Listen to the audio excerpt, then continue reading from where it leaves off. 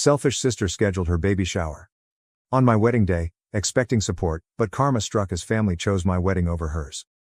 I've come here to vent because I'm angry about the incident that happened a few days ago. The fact that my older sister, Portia, 30F, has a lot of main character energy irritates me in every manner. Since I've never been one to start arguments or drama, this has been the standard in both her and my lives, and I've usually never voiced my objections or said anything.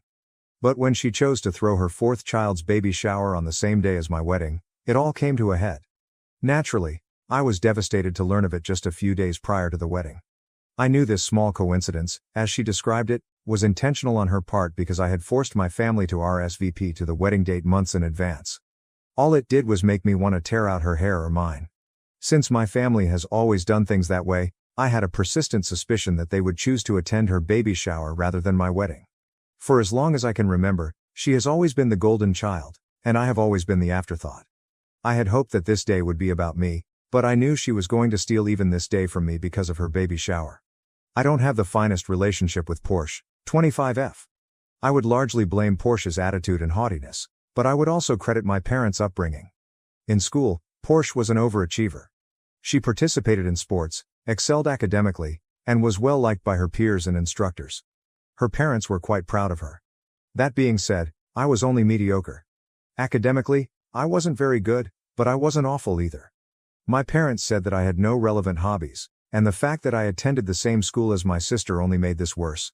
Because I was so different from Portia, not just in attitude, but also in abilities, all of my teachers, including the principal, used to be pretty shocked that we were sisters. We were compared all the time, and I was never good enough. My parents were not pleased with my lack of abilities. My favorite kid was Portia. Because she was a bright child, she was treated, pampered, and had everything done for her. As a child, I was informed unequivocally that if I become as good as Portia, my parents would treat me the same way. Because of my early years, I have a number of psychological problems with self-worth, which have negatively affected my quality of life. I knew by the time I was 13 that I would never be able to have a healthy and productive relationship with my family. I simply stopped interacting with the family after accepting that as my reality. I stayed in my room, largely kept to myself, and drew for hours on end. No one ever took it seriously, and it was the only true pastime I had. In a sense, I was the extra family member.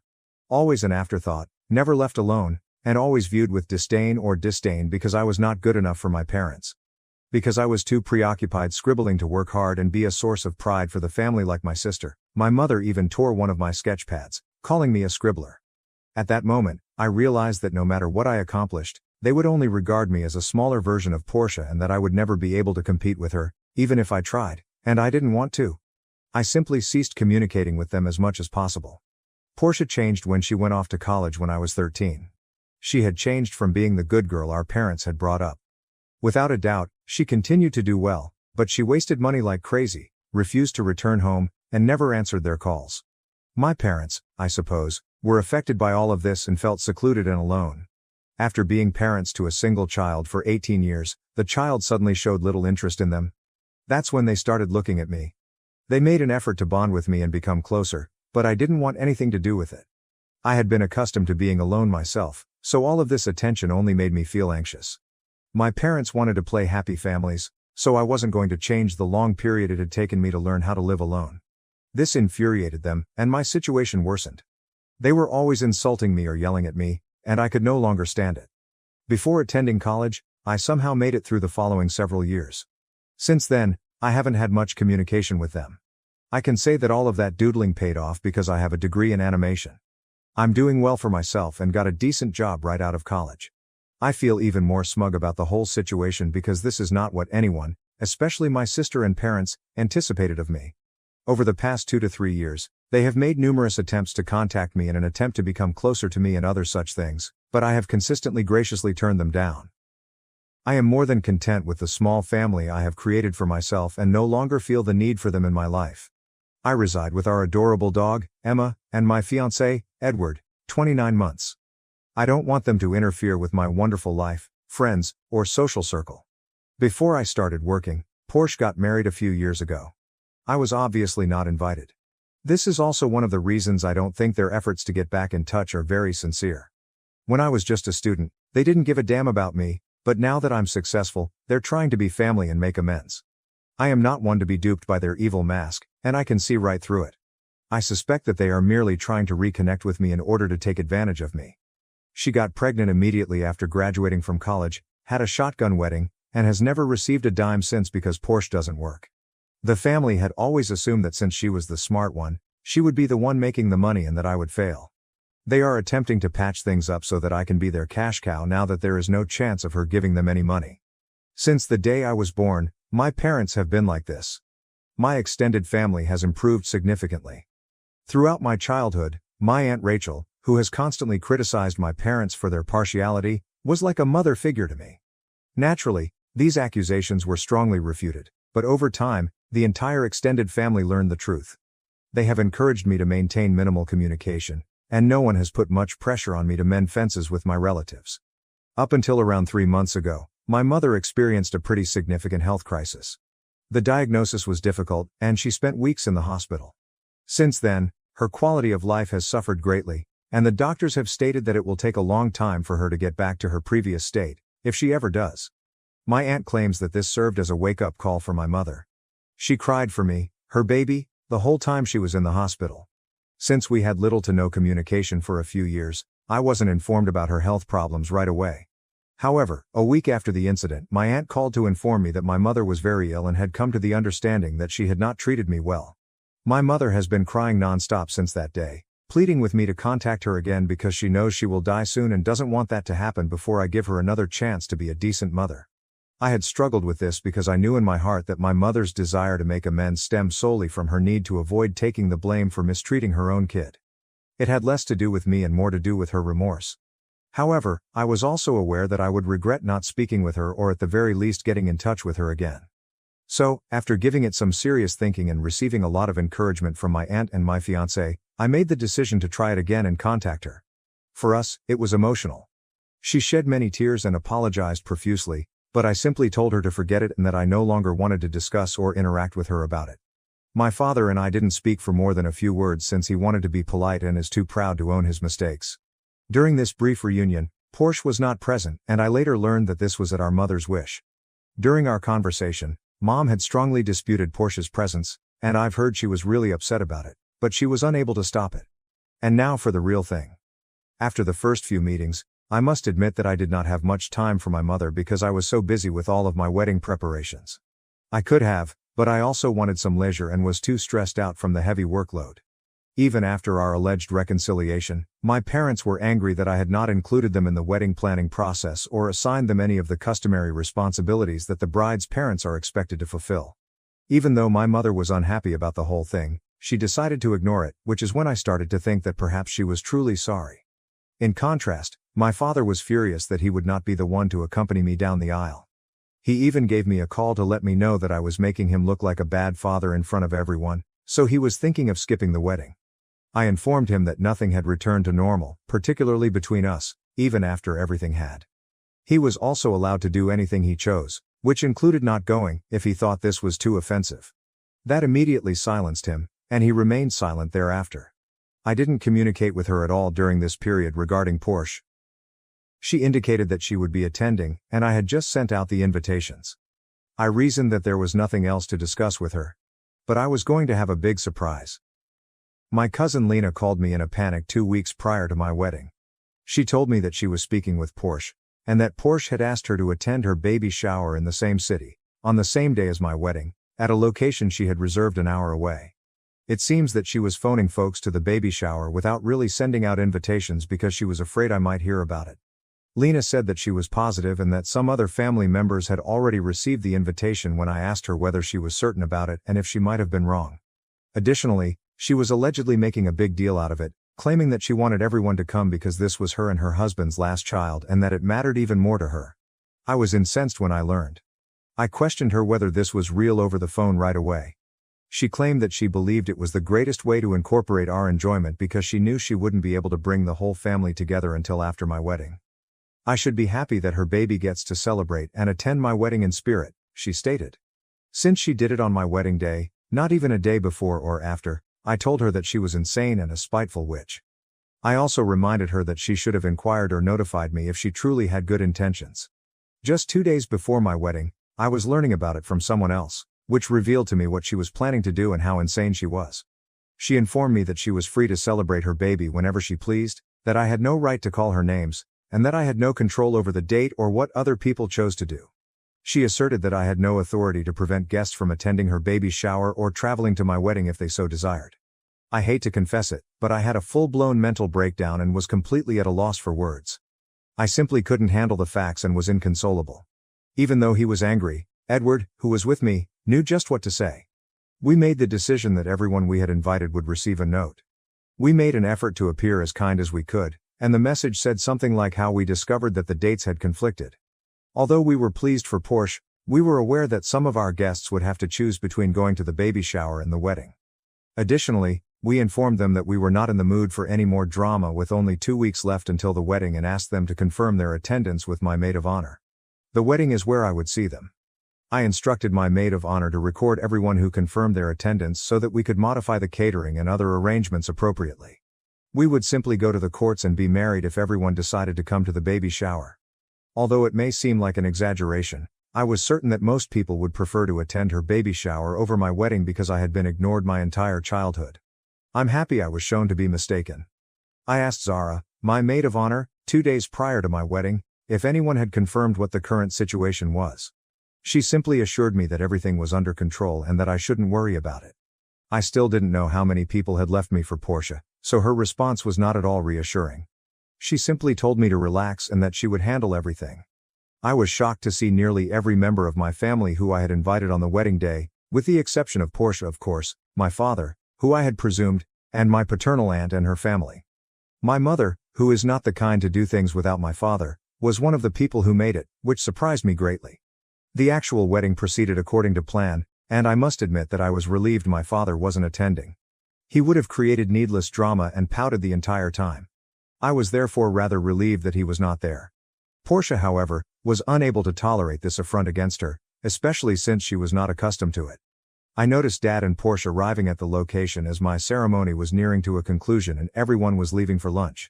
Zara stood up and prevented them from entering the building before I could say anything. Even though I couldn't fully understand what they were saying, I could tell that they were arguing and that the argument was becoming more heated by the moment. Portia even attempted to force her way inside at one point, and Zara did her best to keep her out, but my dad also forced through, and their combined might was too great for her. She burst into tears like a pampered child the moment Portia entered. It was real crying, like a baby, not just a few stray tears here and there. Seeing it was so repulsive and unpleasant. I was embarrassed because she was acting in such a way in front of Edward's family, our friends, and our co-workers, even though I knew my family was aware of her shenanigans. She insisted that I should have had the grace to postpone my wedding when I knew she was throwing her baby shower, and that everyone had come to my wedding rather than her final one. Before I could respond, Rachel claimed that she was the one who had stolen the wedding date, which I had decided upon months prior. She would have been the one to move her baby shower to a different day if she had any common sense. Portia glanced at my dad for support because she didn't anticipate being called out in that manner, but he was strangely silent. At that point, Portia boldly asserted that although marriages fail frequently and that I might marry again, she was definitely not going to become pregnant again. I wanted to slap her in the face because I was so angry.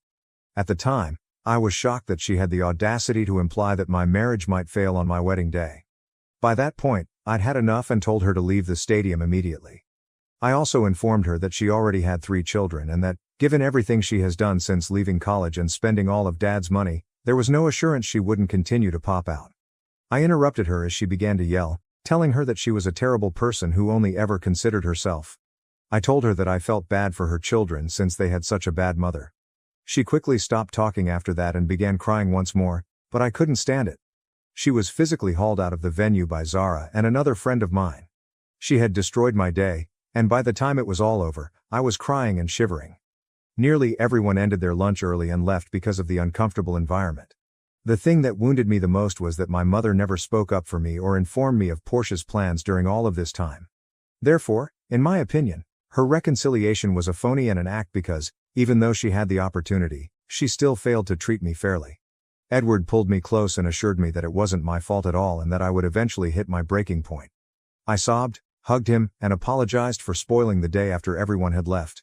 People have been contacting me for the past 5 days since our wedding, but I am not in the right frame of mind to reply. I know I will ultimately have to reply to all of the messages that are currently sitting in my inbox, but I don't want to do that right now. Tomorrow, we're heading out on our honeymoon, so I'm hoping I can get better and forget about whatever occurred. I can't let my disgusting sister spoil my honeymoon any more than she did my wedding, which I was unable to stop. Even after all these years, she still has no power to influence me in this way. Update 1. Hello, Reddit. During my honeymoon, I took a vacation from Reddit, which is why I haven't been updating. When I saw all of the comments, I was overwhelmed since I hadn't anticipated the post to become so popular, but I read them all. Here's a quick update because you're suddenly so interested in the narrative. Ed and I didn't really consider any kind of communication with my side of the family on our honeymoon. Despite my mother's repeated attempts to contact me, I just informed her that I will speak with her after returning from my honeymoon.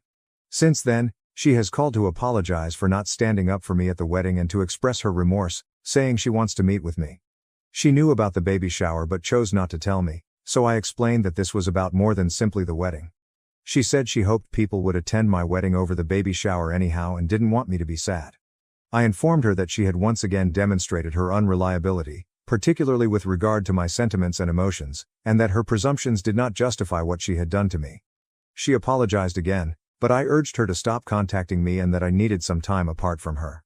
I told her that she had chosen to re-enter my life in order to show me that she was sorry, even though she attempted to use the "I'm sick" excuse. Her actions, however, have demonstrated the opposite to me, as she still chooses Porsche before me, even if it means ruining one of the most significant days of my life. I felt terrible for tearing into her as she was sobbing uncontrollably, but I knew I couldn't allow her to run all over me once more. I couldn't let her return with her similar antics and ruin everything because it had taken me years and years to feel mentally safe. I informed her that although I would be contacting her, I would do it at my own pace and that I did not want her to put any pressure on me to start dating her because it was obvious that she was not ready. I believe she thought she could use victimization to get me to give in, but when that didn't work, she handed the phone to Dad, whom I had no desire to speak to. I hung up the phone as soon as I heard him on the line. I blocked him when he wrote me a lengthy text that I didn't even bother to read. Other than that, I only received texts from family members expressing their regret that Porsche had attempted to overshadow me at my own wedding and essentially offering their support and sympathy. Even if I haven't answered them all, I will. Overall, the whole experience has made me feel a lot better, and I'm happy that I've broken off contact with my mother once more. I don't want my parents to destroy the family I've created for myself, and I don't have the energy to cope with them. Update 2. It's obvious that the drama is still going on, even though I had assumed it had ended. Jake, the spouse of Porsche, showed up at my house last night. I called him inside because he appeared rather forlorn and I didn't have the courage to turn him away. He apologized to me right away, claiming he was unaware Porsche had been plotting this. That's when I remembered that I didn't see Jake at my wedding for the entire episode. When I asked him what he meant, he explained that she had demanded that the date be changed because he had really scheduled Porsche's baby shower for a week after my wedding. She also explained to him that she wanted to hold the baby shower on the same day as the wedding because I hadn't invited them. He disagreed, saying that since we had been apart for a while, she shouldn't have been anticipating an invitation in the first place. He claimed that he would have been shocked if I had invited them and that he never tried to get clarification from me since he thought it was reasonable that I hadn't. He was embarrassed to learn the truth about what had truly transpired that day, and he only learned it because my mother informed him. He inquired if there was anything he could do to improve the situation overall and expressed his sincere regret, saying he wanted to apologize on her behalf. I informed him that his wife was an adult who was capable of accepting responsibility for her own conduct and that he had no need to apologize because he was not present. I told her that if she didn't apologize, it didn't mean anything and that she needed to learn to accept responsibility for her actions. I thanked him for getting in touch and assured him that I had nothing against him and that he seemed like a wonderful man. Although I think it was kind of him to visit and speak with us, his wife's actions still stand. To be honest, I am aware that I will not forgive her even if she were to apologize in the future. Now that she has dug her grave, she can rest in it. Update 3. Jake and Portia are on the verge of getting a divorce. It seems that they had been at odds for a while, and her actions at my wedding were the final straw. She has been running around accusing me of being the cause of her divorce, but I suppose that everyone has had enough of her shenanigans and is no longer prepared to put up with her self-pitying rant. It had been made clear that this would only be a temporary arrangement, but the last I heard, she was going to move in with Mom and Dad. She even contacted me to offer to watch her children for free, claiming that this would be my way of making amends for destroying her life. I don't want to get involved in this drama any longer, so I immediately blocked her everywhere. Although I am unaware of the specifics of their divorce, I am aware that Jake is attempting to obtain sole custody of all the children because he believes she gives them an unsuitable and unstable environment in which to grow up. Although I am unsure of the outcome of their divorce, I am aware that she is in tremendous difficulties and that no one is currently prepared to assist her. So, it's unclear what will happen. I've completely bowed out of this whole mess and, consequently, my family. That's all I know. I lived a quiet and contented existence before they made the decision to contact me again, and this is far more bother than they're worth. My Aunt Rachel and a couple of my cousins are the only members of my family who I currently choose to be around because they were there for me during the whole wedding disaster. I have the utmost gratitude for their unwavering support. I'm going to be extremely protective of my boundaries going forward since they are the only people who deserve to be in my life.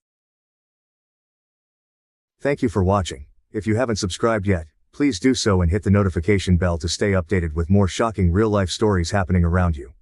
My wife poisoned my family against me and took my daughter away, but years later, the truth finally came out.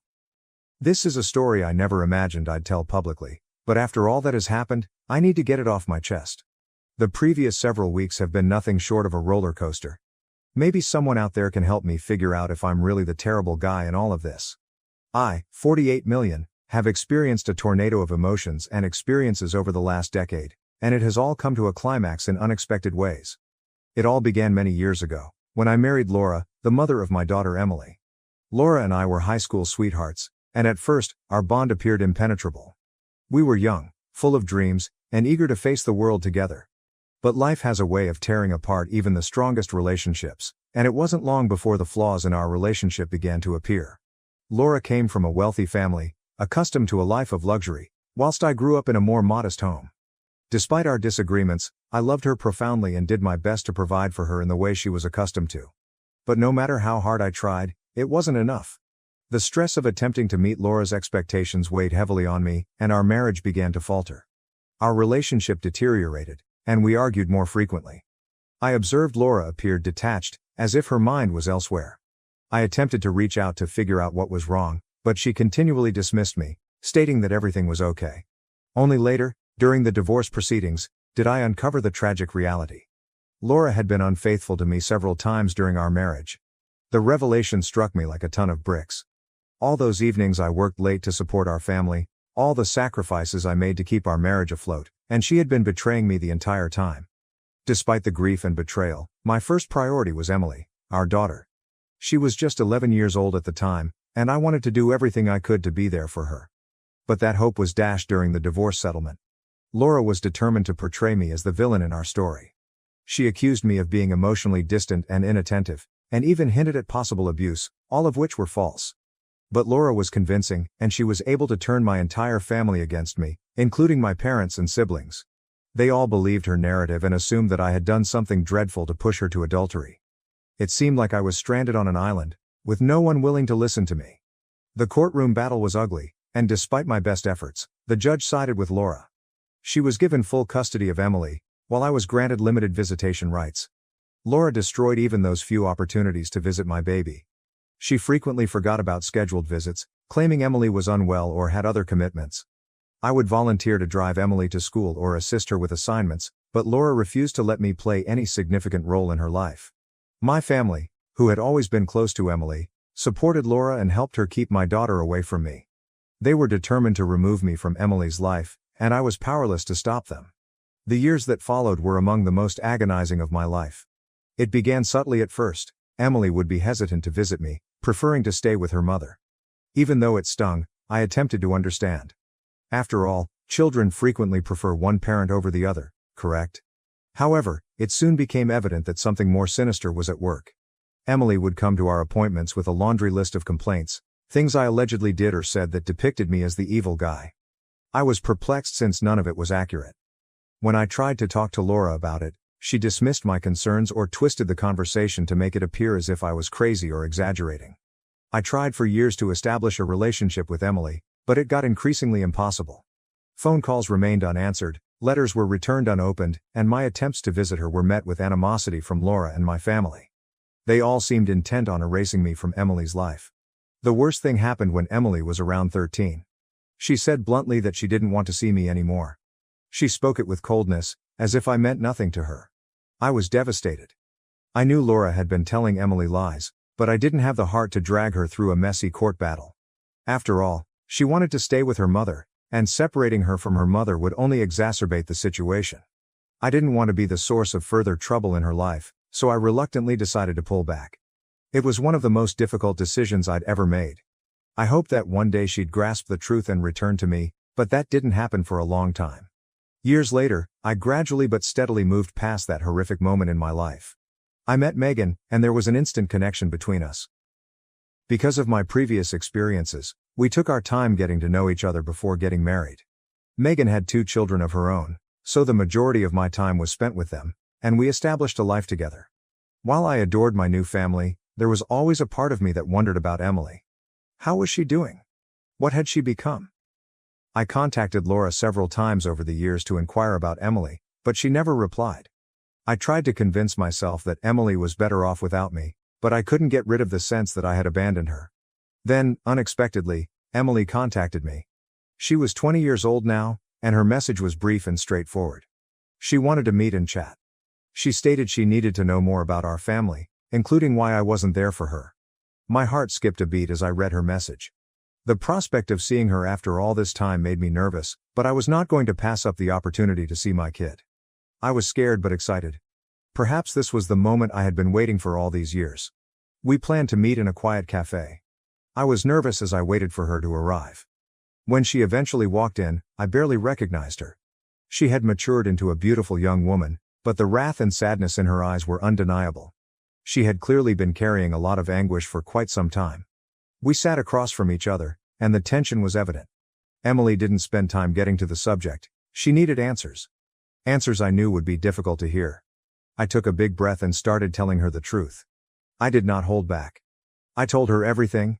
How her mother and family had deliberately poisoned her against me, how they had twisted every scenario to make me look terrible, and how I had worked so hard to be a part of her life despite everything. I told her about Laura's infidelity and the lies she told during the divorce. I spent the next 3 hours laying out the facts of what had happened. I had brought up previous court records, text messages, and emails that corroborated my story. I wanted Emily to know that I understood what she had been taught about me over the years, and that I wasn't the monster she had been led to believe. Emily sat startled as I explained what had transpired. She grew up believing that I was the one who had abandoned her, that I didn't care enough to be a part of her life. She found it overwhelming to learn the truth. I could see she was absorbing everything, so I didn't press her to react. I knew that was a lot for her to take in. When she finally spoke, her voice trembled. She questioned me why I never fought back, why I didn't do more to stay in her life. That question crushed me. I had to explain that I did not want to place her in the center of a court dispute and that I believed standing back was the best way to protect her. I wanted her to have a good upbringing, even if it meant she despised me for a while. But the truth was that I regretted not battling harder. I regretted allowing Laura and her family to control the story. Emily appeared to be gaining a better understanding of what had happened. She was outraged, partly at me, but largely at her mother. She couldn't believe Laura had gone to such efforts to make herself look like the better parent. Emily realized she had to take action. She stated that she wanted to confront her mother and lay everything out for everyone. I was astonished, but also proud of her for advocating for herself. Emily wasn't the young kid I knew a decade ago. She was a strong lady capable of self-defense. At the same time, I was concerned about the impact this would have on her. I breathed a sigh of relief when she said she wasn't sure how to go with our connection because she'd grown accustomed to having an absent father, but she'd love to meet and talk more. Laura bombarded me with angry phone calls and text messages 2 days later. Emily apparently challenged her with the information I shared. Laura was outraged, accusing me of turning Emily against her and ruining their friendship. I didn't expect Emily's next action. She called me yesterday to say she's going to take Laura to court for parental alienation. She intends to sue for the emotional harm caused by years of lies and manipulation. Laura still calls me constantly now. She is between demanding that I talk Emily out of the lawsuit and threatening. My family is also getting in touch, suddenly wanting to straighten things out and reconnect. I'm at a loss. One could say that Emily's at last knowing the truth relieves some guilt. Conversely, I never meant for things to get this far. Along with Emily, I also have Megan and her children to look for at this point in my life. I'm not sure whether I could manage the same mental strain once more. While Laura and my family should pay for their acts, I don't want to bring further suffering or trouble. I have been essentially torn. Emily deserves praise for searching the truth and for trying to speak out against the mistreatment she has suffered. But I also worry for her. The legal system is harsh, particularly in cases involving families, and I wanted her to suffer less than she already had. From a distance, I attempted to assist her so she could make her own decisions and let her know I was always available for her should she need me. The emotional strain Laura and my family are causing is not even something I can articulate. All of this makes me wonder if, despite this complex scenario, I did the right thing by telling my daughter the truth about her mother and our past. Your advice and views would be much valued. Update 1. Hey everyone, things have turned bad, which was rather natural. Any confrontation with Laura would not be simple since she shows no respect for anyone around her. I only knew that would also include our daughter. Emily came to our house after her argument with her mother. Her eyes were red from crying. She unleashed this time without restraint. She laid everything out, every agonizing aspect of her life for the past 8 years. Laura might have gained custody, but it was abundantly evident that she had no concept what it meant to be a mother, let alone look after a child. Emily related how Laura wasn't even home half of the time. She would be away, occasionally for days on end, leaving Emily to care for herself. Laura was intoxicated and erratic half of the time, when she was home. Emily talked of evenings when Laura would come home in a fury, throwing things, screaming, and occasionally even blaming Emily for her own mistakes and discontent. As she related these events, the loneliness, the anxiety she must have experienced, my heart broke. Still to come, though, was the worst. Emily related to us 2 occurrences that still tormented her. She was 13 years old at first. Laura had departed without food or money, alone for the weekend. Emily burned her hand quite severely while trying to prepare something for herself. She was in great agony, but when she tried phoning Laura, she did not answer. Just a child, Emily had to go to the closest hospital with her hand covered in a towel.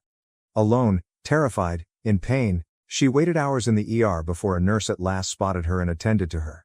Emily showed me the scar on her palm, a continual reminder of her mother's negligence. Still worse was the second episode. Laura had been on a drinking frenzy for weeks. She was 15. Emily made every effort to avoid her mother, until one evening Laura became aggressive. In a flash of wrath, she flung a glass at Emily that broke against her leg severely. Emily was in shock and bleeding. Instead of tending to her, Laura yelled at her to tidy the mess. Terrified, Emily covered her leg in an old shirt and headed once more toward the hospital. She wound up needing sutures there. I had a range of emotions as Emily related these tales, sorrow for all the suffering Emily had gone through, and fury at Laura for sending our daughter through this dream. It was not something I had felt in years. She was young and not deserving of any of this. She did not deserve to be left terrified, injured and alone. The one person meant to be defending her ought not to treat her like a burden. This was unmistakable physical and psychological assault. It seemed ironic that Laura's daily routines included the very things she had accused me of dragging Emily away from. Laura should have simply let me look after Emily to prevent all of this. Emily may have had a normal, contented life if she hadn't been so enthralled with her own selfishness and spite. The entire evening Megan and I listened to Emily. We checked to see she felt at ease and understood she was safe now. Megan specifically consoled Emily by holding her hand and telling her none of this was her fault. Having someone console Emily, tell her she was loved and that she mattered, seemed so important to her. Then Emily apologized to me in a moment that was both sad and contradictory. She had nothing to repent of, hence she didn't need to? But she did. She admitted she pushed me away, she was sorry for believing all the lies her mother had taught her, and she should have seen the reality sooner. Her voice faltered as she informed me she had missed me so much over these years and had frequently wondered what life would have been like if she had lived with me instead. I told her how much I had missed her too, how I had never stopped thinking about her, how I had never stopped loving her, and that she did not need to apologize for anything as Laura's games merely served as a victim stage. That was a mixed feeling. Hearing her apologies hurt, but it also meant that we were at last re-establishing our relationship following all these years apart. I also came to see that I was done running from family strife and playing it safe.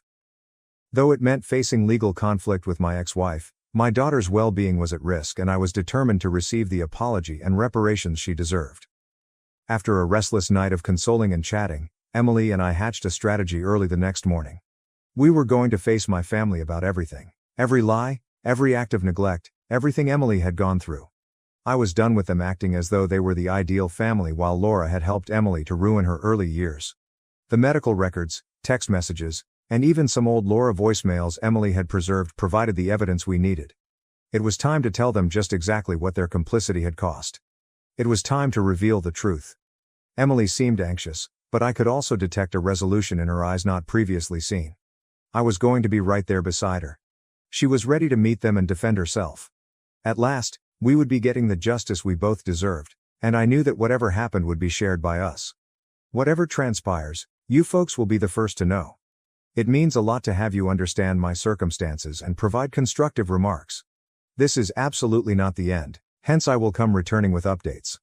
Update 2. Hi everybody, hope everyone is doing fantastic? Think back to the family confrontation Emily and I had scheduled. Well, it happened and it was most certainly memorable. I agreed to pay a surprise visit together with my daughter. I saw the amazement on their faces as soon as we entered the door. They seemed unable to really handle seeing us together, united after all these years. They had never imagined that the years of isolation, manipulation, and deceit could be quickly reversed. Here we were nevertheless, poised side by side ready to face them. The first shock passed swiftly, and they hurried to present their customary worried front. The first person to talk was my mother, whose voice was tinged with phony anxiety as she asked Emily whether I had offended her or harmed her. The implication stung, not because I cared what others thought of Laura, but rather because it demonstrated how firmly they had embraced her story. Though it was a horrible idea, one they appeared to hold without doubt was that I would hurt my own daughter. Perhaps because it would help them to defend their own behavior, they were fast to accept the worst of me. But Emily was no more the terrified, bewildered child Laura knew, and I was not Laura. Emily stepped forward before I could answer. Her voice was firm, full of a quiet strength that made me proud. She urged them to abandon the act, to stop acting as though they cared when throughout the years they had done nothing to support her. Her statements were neither wavering or hesitant. She called them out for their indifference, for standing by while Laura ignored and mistreated her, and for helping to bring about the ruin of her early years. I observed as my siblings and parents struggled to hide their uneasiness. Their looks changed from pretended concern to something more like irritation. They disliked being challenged, particularly not by Emily, who they still considered as a child, someone who ought to be appreciative of whatever sloppiness of attention they had given her. But Emily was no child anymore, and she showed no interest in their empty apologies or explanations. Some of you have inquired how Laura simply set my own family against me. Our relationship has always been complex, underlying animosity and years of unresolved problems entangling it. My siblings and I had never been close. There was always a sense of one-upmanship, of competitiveness, that corroded any possibility of a real bond. Rather than encouraging harmony, my parents had sided with whichever child would have the greatest benefit for them at the time. Laura came to them intending to divorce me, and they saw it as a chance to vent their residual animosity at me. They had not given Emily or me any thought about how it would affect us. Their interests were more in seeing me pushed down a peg than in clearing past records. Emily gave out everything that had happened. How Laura had deserted her, how she had experienced trauma and injuries while they turned a blind eye, and I could see the anxiety rising on their faces. Particularly not by someone they had undervalued for so long, they were not used to being questioned in this manner. It was not only the words that stung, it was Emily's holding of them responsible, refusing to let their typical platitudes absolve them. Of course, we withheld some of what we had. Showing all of our cards at once was not necessary. We had text messages, hospital records, and other data readily able to undermine their well-crafted story. For now, though, we kept most of it under wraps, simply showing enough to make it abundantly evident we were serious. This was a warning, a proclamation that we were done following their guidelines and that things were going to get far more serious, not only some emotional outburst. We fled the house not waiting for any reply. Nothing they could say would make any difference, nothing that would undo the years of suffering and neglect they had let to occur. Emily said one last farewell as we turned away. She advised them to forward it to Laura, therefore alerting her that we were arriving with a somewhat heavy case and she should be ready for it. Although the silence that followed us as we departed was oppressive, it was a silence loaded with unspoken words, the weight of what was to come. Emily and I had marked our line on the sand. There was no turning back. The family has always prospered on separation, on keeping us apart and at conflict with one another. But now, Emily and me standing together, they were the ones who would have to deal with the fallout. I want you to know that I am always reading over each and every comment. All of you have given me some of the best advice. Your help is quite valuable. Update 3. Hello, I want to thank everyone who has supported and advised me based on this narrative. Though I believe we are at last seeing a way forward, the previous few days have been some of the most difficult of my life. So strap up for a long one. I got in touch with one of our lawyers right away following the event at my family's house. Not just to me but also to Emily, I was not ready to let Laura get away with all she had done. Emily startled me nevertheless when I mentioned considering legal action. She wanted no more legalities moving ahead. Far from contrary, it was not that she lacked empathy or that she was forgiving her mother. Emily had different responsibilities now and had lately gone through a lot. She had great ideas for her future and her academic life was vibrant. She could not afford to pause to sue her mother and handle a court dispute. As her dad, I was really proud of her. She was still a brilliant, tenacious young woman with enormous professional possibilities ahead of her after all she had gone through. I did, however, also find myself torn. Part of me wanted Laura to suffer for her deeds, to pay for the suffering she had brought about. One thing I did wrong was ruin my life. Nevertheless, I found unforgivable damage done to Emily, that of robbing her of a normal, happy childhood. I did, however, honor Emily's desires. Unlike her mother's, her view counted here, and it was something I would constantly keep in mind while deciding what to do.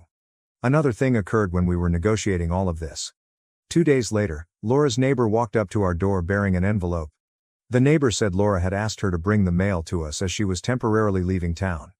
Though I had no idea what to expect, I accepted the envelope and thanked the neighbor. Within the envelope Laura had a note, long and full of apologies and explanations. It sought to defend her behavior. She talked about losing her job, how she grew quite alone when I left, and how events descended from there. She finally landed another job, but it paid little, and she descended into more misery. Drinking became her coping mechanism. She said she never intended to hurt Emily, that she was simply so lost and overwhelmed by her own suffering. Laura continued to go into great detail about more of her challenges, seeking to depict a lady driven to the brink by events beyond her reach. But reading made me focus only on how hollow everything sounded. Laura was obviously trying to justify her actions and project an impression of victimization from her own experiences. But no degree of difficulty could excuse her treatment of Emily. She begged us not to go to legal war at the end of the letter. As a show of kindness, she pledged to avoid Emily. She also offered to pay whatever we felt was appropriate as reparations for the damage she had done. Emily's eyes showed grief as soon as I turned over the letter to her. She had not sought this apology, and it most definitely was not the resolution she was due. What kind of mother leaves her child like this and subsequently believes that money could possibly offset all the years of suffering and neglect? For Emily, it was a terrible insight. I knew she needed time to get through it. Emily needed space as she would reach out to Megan or me when she was ready. For Emily, someone she could confide in without judgment, my wife Megan had become fast a comfort. Soon Emily became like family to all of us, developing a close relationship with Megan's kids. Although I wanted to assist, I knew Emily would gain more from Megan's support and viewpoint to help her to organize everything. Eventually Emily came to me with her choice. She refused to go after a legal lawsuit. She wanted not to drag things out anymore or become mired in a nasty court struggle. Freed from the shadows of the past, she wanted to start anew and concentrate on her and her future.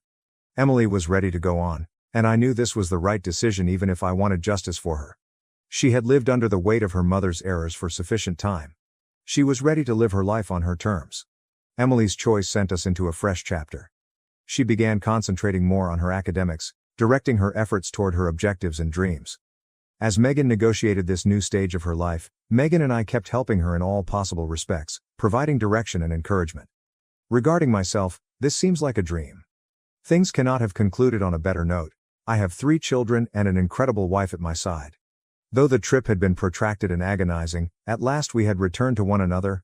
More than all, that was the real success in all of this. Once more, I appreciate all of your support. Though it's been an incredible journey, I believe we are at last headed toward recovery. Thank you for watching. If you haven't subscribed yet, please do so and hit the notification bell to stay updated with more shocking real-life stories happening around you. Dad favored my sister but was rejected. I chose my brother to walk me down the aisle and witnessed karma hit him hard. Dad wanted to take my sister down the aisle first, but she chose our stepdad, so he declined to walk me down the aisle. Dad is crying now and pleading with me to let him. Although I've never been a particularly vindictive person, I do enjoy it when karma is presented in a palpable manner, which is what has occurred. I don't care if that makes me a bad person or a lousy daughter. I couldn't be happier or more arrogant about the whole thing. After years and years of pain and emotional abuse, I am overjoyed to have finally seen justice. My father has made me feel awful as I've grown up. He suddenly remembers this daughter of his that he never really liked in the first place, now that he has no one else to rely on. Out of my 3 siblings, I, F31, am the middle one. Sarah, F29, is my younger sister, and Finley, Finn, M37, is my older brother. We were a happy family for the majority of my upbringing. At least my mom, F59, did her best to be an equal parent, even though my parents had their preferences. My father, M65, is not in the same boat. Favoritism was clearly visible in his actions. His favorite person was Sarah, and since Finn was the son, he naturally felt a connection with him and they could bond over man things. I was, of course, left out of this dynamic. It began at a very young age.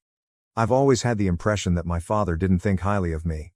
I made a few attempts to express it, maybe by throwing fits because I was a challenging kid overall, but nothing I ever did got his attention. As I grew older, I came to terms with it. I believe Mom tried to make up for his partiality after noticing it. Because I would have remained invisible my entire life if it had been up to my father, I have always adored her for seeing me. Mom did her best to be an equitable parent, but as I mentioned, she was not flawless. She treated us the same and loved us equally. I believe Finn noticed that she made an effort to keep me from feeling excluded. He attempted to fill in after noticing my neglect and my tendency to be distant. When Finn was learning how to change automobile tires, he would ask Dad if I could come along. When Dad taught him how to drive, he made sure I was present. Dad didn't involve me in the chats, so I know it was him. I didn't experience abuse or anything similar. We received similar gifts if they gave them to us. For example, I received as many new outfits as either Sarah or Finn. However, Dad never provided me with any emotional support. Mom and Finn attempted to fill that void in my life for all that time. Sarah, on the other hand, simply enjoyed playing the role of the young princess. She was a snobby child, and her attitude caused her school to raise various concerns. In some way, all of those worries were ignored. She developed into a very demanding and conceited young lady. I am not really close to her as a result. I'm really close to Finn, and he simply can't bear Sarah. Dad is the only one who does not find her behavior problematic. Mom barely puts up with her either. This is the current situation. Mom and Dad split about a decade ago. We have all been kept in the dark about the true reason for the friendly breakup. We all know that Mom and Dad's claim that they are no longer compatible is untrue. Something else is the true cause. Since none of them began dating someone new for a long period after the divorce, I am very sure it wasn't infidelity. We all still don't know the truth, and Mom and Dad have always wanted to keep it that way. There was no custody issue to deal with because we were all adults at the time. Since then, they've generally gotten along well. Since, let's face it, there's no love lost there, I have personally opted to avoid seeing Dad as much as possible. I suppose it works for both of us because he hasn't voiced any complaints about my absence. When I have free time, I usually visit Mom's house, although Finn and Sarah split their time equally between the two locations. We never go with Sarah unless it's for Christmas, but Finn and I occasionally plan our trips to Mom's house. Finn simply cannot tolerate her. When viewed from the outside, we appear to be rather normal and functional. But for once, I am glad that things have taken a turn for the worse. Mom began dating Arthur, M60, 5 years ago. They clicked right away after meeting at a yoga retreat. My time with Arthur is enjoyable, and he is a cool guy. He never tries to push limits and is kind to Finn and myself. Since nobody has ever mentioned it and I don't see any justification for him to treat Sarah badly, I'm going to presume that everything is well between them. All that matters is that Mom is happy. Even though Dad is very combative with Arthur, they have a friendly relationship. I believe it's because Dad doesn't have a steady partner and his dating life hasn't been very successful. In addition, Mom's life is opulent in comparison to her life with Dad, and Arthur makes a lot more money than Dad does. We are all pleased for Mom, but I believe Dad is really resentful of the whole thing. The fact that we get along well with Arthur is another thing he dislikes. Dad still acts envious despite Finn's attempts to explain that none of us are taking his place and that we are simply acting like responsible adults in this scenario. All of it is very offensive and childish. Fortunately, since I don't see Dad very often, I don't have to deal with a lot of it. The dynamics of the family are as follows at the moment. Understanding the backdrop is crucial to comprehending the events of the past few days. My fiancée, Kieran, M34, proposed to me a few months ago. We've spent a lot of time together. I prefer to stay private, therefore I didn't make the engagement public right away. After choosing the date, Kieran and I informed our families since we wanted to get married as soon as possible and avoid a lengthy engagement period. 1 week from now, the wedding is planned. My family's response when I told them was conflicted. Arthur was pleased, and Finn and Mom were ecstatic. Sarah appeared pretty unhappy, but Dad's response was fairly neutral. All of this took place during a video call, and I could see that she quickly ended the call after forcing a grin. She detests not being the center of attention, so I was expecting some sort of tantrum, but at that moment, I couldn't stand her theatrics. I informed Finn that I wanted him to be the one to escort me down the aisle, not Dad, and I called him separately to gossip. He remained silent for a time and claimed that although he was deeply moved by my request, he believed it was improper to fulfill and that Dad would make a big deal out of it. He claimed that although he would really like to, he was unable to do so since he didn't want to annoy his father. He said something that hurt me. He understood that I needed him to be there with me since he had been my male protector far more than Dad, and I informed him that I had come to him because I had been let down by Dad on multiple occasions. I hate to say it, but I also felt Finn was making sense, so I didn't argue with him about it. It was an emotional conversation. Gently, he assured me that it didn't matter if he escorted me down the aisle. It was crucial that my day be as uneventful as possible so that I could look back on it with joy and no resentment. If he were to assume Dad's position, he claimed, Dad would remain agitated during the ceremony and spoil the day and the memories for me. He was correct. I knew what Finn said would make my day simpler, if not perfect, and Dad was more than capable of pulling off such a ruse. Finn advised me to discuss it with Dad. I stated I would give it some thought and that I was hesitant to have him escort me down the aisle. Fortunately, Sarah and her boyfriend Zach announced their engagement 2 weeks later. After exchanging glances with Kieran, I knew she would try to steal the show at my wedding or do something else, but I couldn't help myself. Finn was also not very pleased. We were both aware of the timing, but we were unable to change it, so we kept quiet. One positive outcome of this is that Sarah's wedding is scheduled for approximately 5 weeks from now, 1 month after mine. The stars didn't align in her favor, so she had to be content to be the second bride in the family, even though she had really wanted to marry before me. I resisted her attempts to guilt me into delaying my wedding, even though she was rather sour about it. She needed to grow up since I wasn't the type to give in to her whims. Thus, things remained unchanged. But it seems that Dad and Sarah agreed that he would accompany her down the aisle before he did the same for me. I'm not really sure how they came up with something that strange. Since I never had much luck with boys in school or college, I suppose they figured I wouldn't get married or would get married later. In any case, once Sarah announced her engagement, I requested Dad to accompany me down the aisle. He sadly informed me that he had promised his baby that he would accompany her first. Years ago, while she was on her deathbed, which never materialized, he said he had made that commitment. Now, he wouldn't be able to lead me down the aisle because he couldn't break his word and break her heart. To be honest, I was thrilled because I didn't want him to accompany me down the aisle in the first place. I was dancing within as I feigned sadness and hurt. I assured him that even if it hurt, it didn't, I would accept his vow to Sarah because I respected it. I called Finn right away and informed him of the situation. He was upset with his father. Finn stated that he would have seized the chance to accompany me down the aisle immediately if he had known Dad would act in this manner. He said that I could choose whatever daughter I wanted to grant this privilege to if Dad could. I was too delighted to care if Finn was upset with Dad. In the end, it had turned out to be just what I had desired, and I am overjoyed. Despite the pressure of wedding planning, everything was going smoothly. Up until yesterday, when unheard of drama entered my life, drama for which I lacked the stamina, everything looked to be in order, despite my jitteriness and nervousness. Sarah told her father last night that he would not be accompanying her to the wedding. She requested Arthur to do it instead. We were all surprised by this. Not only that, she announced it via video call. She could have been more tactful about it, and it was cruel. We were all aware of Dad's excitement for her wedding. Because she and her fiancé wanted to save money for the honeymoon, he had even covered the entire cost. Dad had nearly mentally checked out of my life, and Mom and Dad were busy organizing 2 weddings. Since all of his attention was on Sarah, he had nothing to contribute or recommend and continued to show no interest in anything pertaining to my wedding. Furthermore, he had not made any financial contributions to my wedding. We were paying for it ourselves, Kieran and I. It had gotten to the point where I was depending more on Mom and Arthur's advice than on Dad's. In contrast to Sarah, Arthur was actively involved in my wedding preparations. Because of this, even Arthur appeared surprised by Sarah's request, or rather, her demand, and was unsure of how to react. When Mom finally stated that Arthur would love to do it, he continued to stare at her. I work in corporate, where terrible calls are almost a given, but that had to be one of the worst calls I've ever been on. Dad was crying. He began cursing out Arthur instead of discussing it with Sarah, and then hung up. And that was all.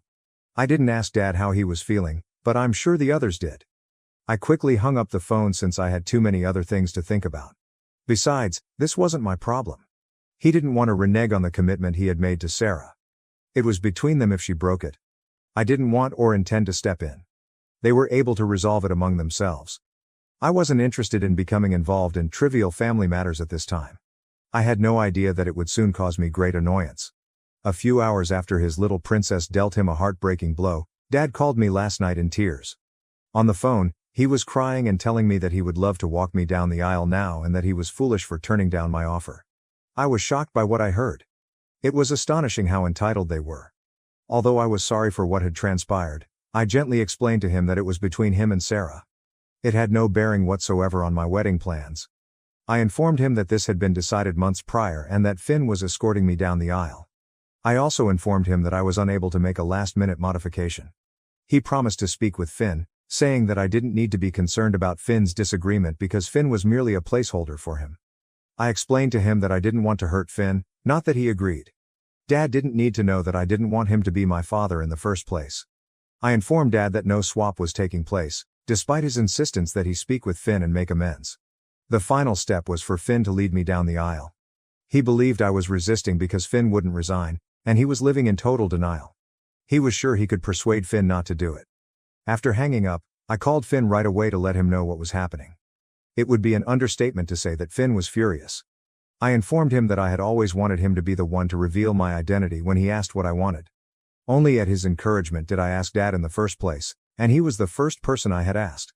I replied in the affirmative when Finn asked if I was certain I wanted him to lead me down the aisle. Then he assured me that if Dad phoned him, he would correct him and that I shouldn't worry about anything. Since his favorite had sent him out, I told Finn that I didn't want any drama at the wedding and that Dad needed to realize that he couldn't just walk in anytime he wanted and use me as a stand-in daughter. Finn reassured me that there would be no alteration to the wedding arrangements and that he would make sure Dad knew about it. I haven't spoken to one of them since last evening. I'm getting so anxious about it. I truly don't have the energy to handle this turmoil at this time, and everything was going smoothly. I'm not sure if I should get in touch with them or hold off until I find out what transpired between Finn and Dad. I'm not even sure whether Finn has had a conversation with him yet. The anxiousness is making me queasy, and I'm at a loss for what to do. Update 1. Finn and I eventually spoke, and the situation is a complete mess, even worse than I had anticipated. Fortunately, he has taken care of the majority of it, so I won't have any issues. Finn claimed that he had been expecting a call from Dad to talk about the alleged change in plans, but the call never arrived. Finn recognized then that Dad was not going to talk about anything. Dad reasoned that since he had made the decision to accompany me down the aisle, everyone else must have agreed. After waiting a day for Dad to get in touch, Finn called him. Because I had mentioned something, he asked Dad if the arrangements had changed. In an attempt to appear casual, Dad said that because Sarah would no longer be walking me down the aisle, I had requested him to do so. Now, Finn, the more reasonable and level-headed of the three of us, is typically diplomatic. I was shocked to hear that he went completely crazy on Dad. Finn claimed that since they both knew I hadn't requested Dad to accompany me down the aisle, he urged him to stop being so rude. Rather, Dad had pleaded for the part after his beloved daughter had turned him down. Dad was enraged to hear this. When faced with the truth or anything he doesn't want to hear, he has a tendency to react violently. Finn, however, told Dad to stop talking and listen for once before he could interfere. Finn stated that considering how he had treated me over the years, Dad should be thankful that he was even receiving an invitation to my wedding. Then Finn relaxed. He later expressed regret to me for snapping at Dad, particularly so near the wedding, but he said he was unable to control himself. Finn longed for Dad to see his true self and shed the mask he was wearing. Finn admitted to Dad that he had always given preference to Sarah and had, at most, tried to get along with Finn, but I was never given any thought. In addition, he brought up the fact that I had requested Finn to accompany me down the aisle. I had only asked Dad at first because of Finn's persistence. Finn stated that he had thought Dad would use the occasion to begin repairing our relationship, but Dad squandered his opportunity. Finn said that none of his kids liked or respected Dad, calling him a failure of a father. Because Finn wasn't a fair parent, he didn't respect him. He never made an effort to love me or treat me like his daughter, therefore I didn't respect him. Sarah also didn't respect him since she wouldn't have pulled the prank she did if she did. Finn went on to claim that Dad was the source of Sarah's conceited demeanor. After years of lavishing her with attention, he was now having to deal with the fallout. Finn claimed that since Dad had been throwing out his other children since they were born, it was only fitting that his favorite child would throw out his favorite. Finn told me that although he didn't remember everything because he had shouted in a blinding passion, he did admit that he had spoken more. He reassured me that I didn't have to be concerned about Dad pulling any tricks after he got a harsh reality check. And Finn would take care of it right away if he did. Finn also clarified that the plans remained unchanged. He wouldn't alter the fact that he would be the one to lead me down the aisle. I was more than grateful that he apologized for the drama so close to the wedding. I've never been able to defend myself with such strength in my life. I always believed that I might have done something wrong for Dad to not love me. Over the years, I made an effort to get over that emotion, but I was never successful. Here I had my brother standing up for me, which I never thought anyone would do. When we were children, my mother ought to have defended me, but she didn't. She never challenged Dad, but she made an effort to compensate for the lack of affection in her own manner. Her diffidence and deference to him gave me the impression that I would never be able to confront him about how awful he was to me, though I don't blame her for it. But only because my brother loved me so much that he could no longer stand the idea of my going through this did that change. I was choking when I told him that this was the most beautiful thing anyone had ever done for me, and I was crying by the time he finished recounting the entire episode. It must be the greatest thing I could ever hope for, but I doubt Finn understands the extent of what he has done. Second update, I'm married now. In fact, Kieran and I are presently enjoying our honeymoon in Thailand after getting married a few days ago. Despite some turmoil beforehand, the wedding went off without a hitch. Dad couldn't walk even one daughter down the aisle, and Finn wasn't going to back down. The situation has become really bad. Dad was primarily worried about how his extended family would perceive him if he did not attend the weddings of both children. During his conversation with Finn, he kept returning to this subject. Once more, Finn bluntly informed him that he was emotionally checked out with me anyway, thus he was missing the role of father at least for my wedding. Finn advised him to express gratitude for the invitation in the first place. Since Sarah was his favorite, Dad could only wonder what went wrong with her, and no one truly knows why she did what she did. When word came out, Sarah had the gall to phone me and claim that it was unjust to Dad and that I wanted him to walk me down the aisle because she couldn't. Since she was using Dad's money to pay for her wedding and had expelled him, I encouraged her to have a life. I informed her that I had visited Dad and that, due to some foolish pledge she was unable to keep, he had decided to accompany her down the aisle. She was more than welcome to change things up at her wedding if she was so offended by her beloved father's misery. Since she was feeling awful about Dad, I assured her that Arthur would understand and that I could even speak with him on her behalf. She ended the call since she had nothing more to say. Before the wedding, I called Finn and informed him that I didn't want to be involved in any more father drama. If it came to me, it was his duty to make sure I was finished with this bullshit. I couldn't allow Dad to ruin my day because I had 100 other things to be happy about or worried about. I couldn't allow him to ruin my most memorable day because he had already made me miserable for most of my life. Finn assured me that he would handle everything and that I shouldn't worry. It would be an understatement to say that I was really anxious on my wedding day, but fortunately, everything went smoothly. I'm glad Dad didn't try to start anything, even though he appeared to be rather glum. After a point, I was too preoccupied with having fun to give his pouty face much thought. It was awkward between them, and Sarah tried to avoid Dad as much as possible, but I didn't mind. I'm happy that nobody was able to ruin the wedding because it went off without a hitch. I could feel Dad glaring daggers at my back as Finn led me down the aisle, but that was all he could do. According to what I've been informed, Dad has been left to handle some damage control after a few people questioned why Finn was up there instead of him. That's his cross to carry, then. In order to live a peaceful existence and eliminate any possibility of turmoil, I also want Sarah's wedding to be over. I'm going to cut off communication with Dad for the foreseeable future after her wedding. In any case, I don't see the need to keep in contact with him. Update 2. Yesterday was Sarah's wedding. She didn't ask Kieran and me to the wedding, so I wouldn't know how it went. I'm not sure what she was trying to accomplish, but I was more than willing to watch. It was just Mom, Arthur, and Dad there, and to her dismay, Finn did not go either. At the last minute, Dad reportedly hoped she would change her mind and ask him to lead her down the aisle, but that never occurred. It was quite unpleasant, and it's clear from the pictures she shared that Arthur would much rather be somewhere else. Mom is just finished, Dad is glum, and Arthur is uneasy. I don't really care, but aside from that, her wedding went smoothly. I was called up by Mom to provide these details. Naturally, Dad is unhappy because he had hoped that at least one of us would give in and allow him to do as he pleases. Now, however, his personal life is in disarray and all of his children are essentially cut off from him. I don't care that he isn't handling it well. For being such a bad father to me, allowing me to have a miserable childhood, and even helping to cause it, I genuinely believe it serves him right. I've had enough of him, and I don't want Sarah's or his poison to affect this new stage of my life or my new family. I'm relieved they're no longer in my life. Thank you for watching. If you haven't subscribed yet, please do so and hit the notification bell to stay updated with more shocking real-life stories happening around you.